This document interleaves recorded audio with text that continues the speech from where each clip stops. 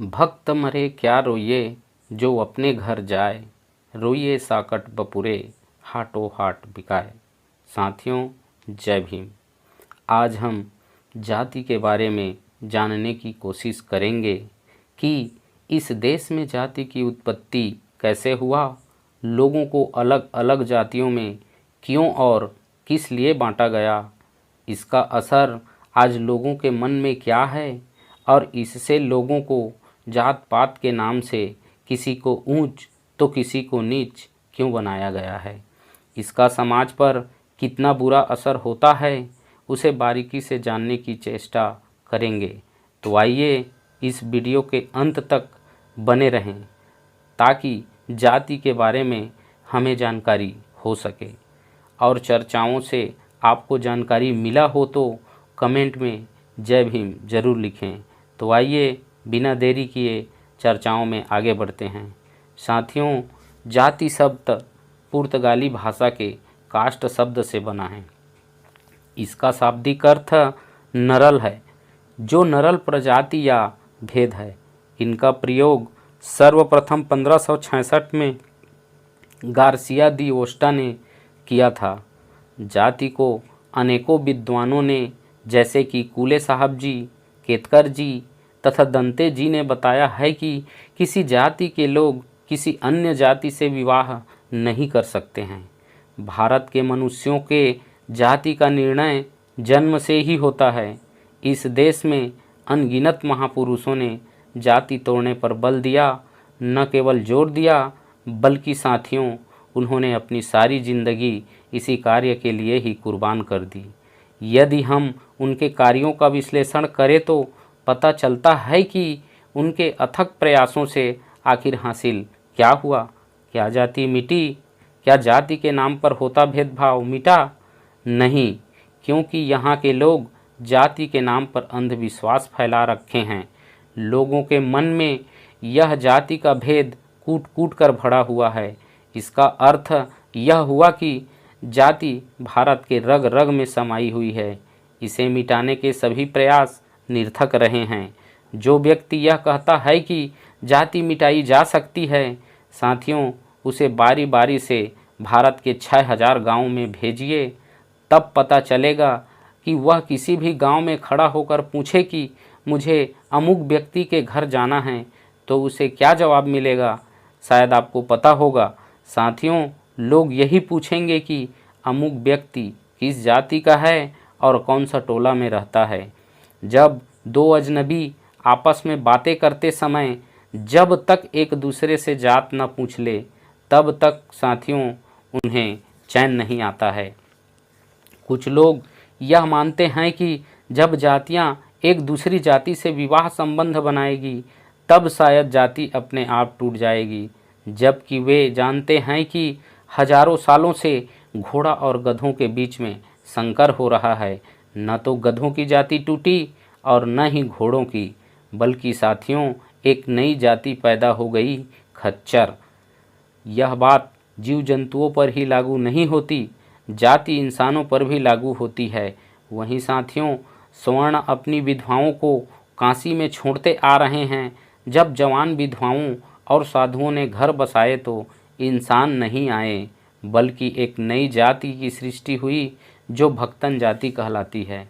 साथियों, भारत में गलती से कहो या षड्यंत्र से पेशों को ही जाति घोषित कर दिया गया है। वास्तव में जाति इसे नहीं कहते हैं। लोहे का काम करने वाला लोहार, मछली पकड़ने वाला केवट तथा जूता बनाने वाला मोची कहलाता है। लेकिन आपको मालूम होगा कि ये सारी जातियों के लोग, चाहे डॉक्टर हो, प्रोफेसर हो या इंजीनियर हो, उसे उनकी जाति के नाम से ही पुकारा जाता है। पर साथियों वही चाय बेचकर, ग्राहकों के जूठे कप धोकर आजीविका चलाने वाला ब्राह्मण या वॉचमैन की नौकरी करने वाला ब्राह्मण हमेशा पंडित जी ही कहलाता है। ये भेद क्यों भाई? यह जाति नहीं साथियों, षड्यंत्र है। जाति का वास्तविक रूप देखें तो कोई भी जाति उन अर्थों में नहीं बनी है जिन अर्थों में ब्राह्मण द्वारा उनकी व्याख्या की गई है या तो हिंदू व्यवस्था ने लाद रखी है। साथियों जाति को सही दृष्टि से देखें तो चिन्हों से प्रमाणित होता है।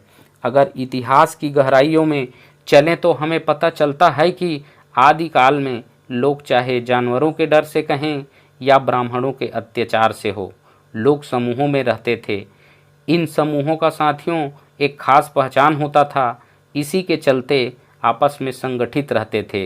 ये समूह के लोग किसी वृक्ष या किसी जीव जंतु को अपना जाति टोटम मान लेते थे। यदि इसी टोटम को उस समूह की पहचान मान लें तो यह पहचान समूहों की उत्पत्ति, रीति रिवाज, कुल देवता, विश्वासों, परंपराओं से प्रेरित होता है। एक बात ध्यान देने की है कि अगर अलग अलग समूहों के जाति टोटम थे लेकिन उनके रहन सहन, रीति रिवाज एक दूसरे से अलग थे। इनके जाति चिन्ह आज भी हमें मिलते हैं। अलग अलग समूहों के लोग एक धर्म को स्वीकार कर लेते हैं, लेकिन साथियों रोटी बेटी के लिए अपने ही जाति के लोग खोजते हैं, क्योंकि इससे यह मालूम होता है कि चाहे आदमी धर्म बदल सकता है लेकिन जाति नहीं। धर्म का संबंध आस्था और विश्वास से है, जबकि साथियों जाति का संबंध आदिम पहचान से है। इसका सटीक प्रमाण आज भी देखें तो अफगानिस्तान में कबीला समाज देखने को मिलते हैं। साथियों इसका सटीक उदाहरण देखें तो नट जाति के लोग छत्तीसगढ़ के बस्तर में रहने वाले जातियों का जाति टोटम देखने को मिल जाएंगे। अगर बिहार और उत्तर प्रदेश में देखें तो अलग अलग जातियों के गांवों को अलग अलग टोला से पुकारे जाते हैं। किसी को चमार टोला तो किसी को दुसाट टोला तो किसी को मूसर टोला से आज भी पुकारा जाता है।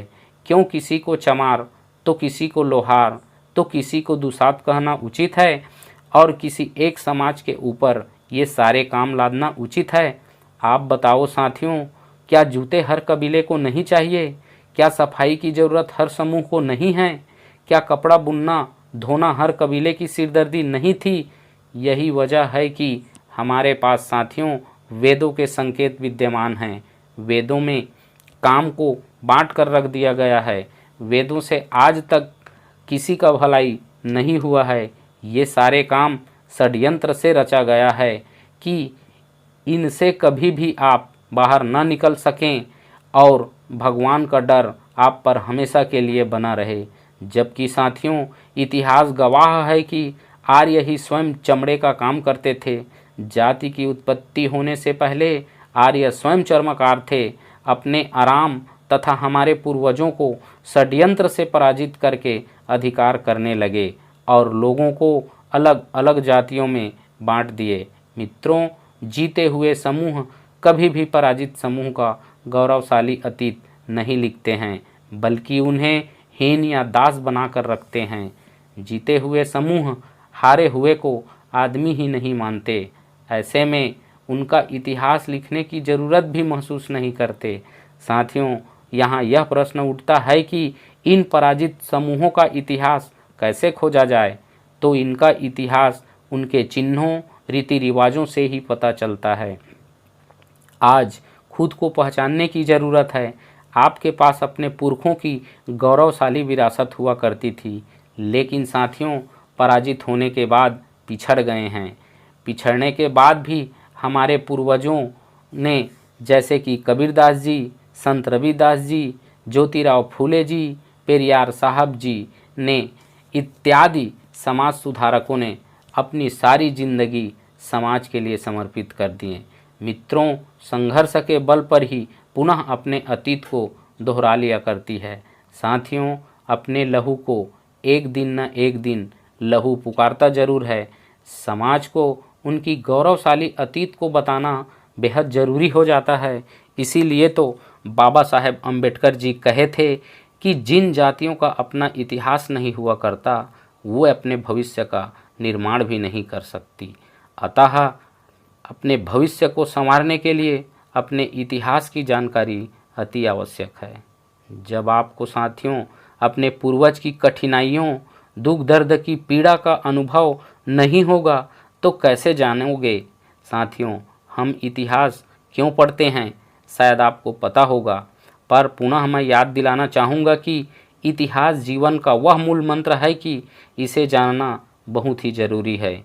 इतिहास से हमें भूतकाल में हुई घटनाओं का पता चलता है और वही घटना हम पर पुनः न घटे और वर्तमान में उस पर सुधार कर सकें, इसीलिए हम इतिहास का अध्ययन करते हैं। साथियों, जागो, सोने का समय समाप्त हो चुका है और अपने पुरखों की खोई हुई सम्मान वापस लाने का समय है।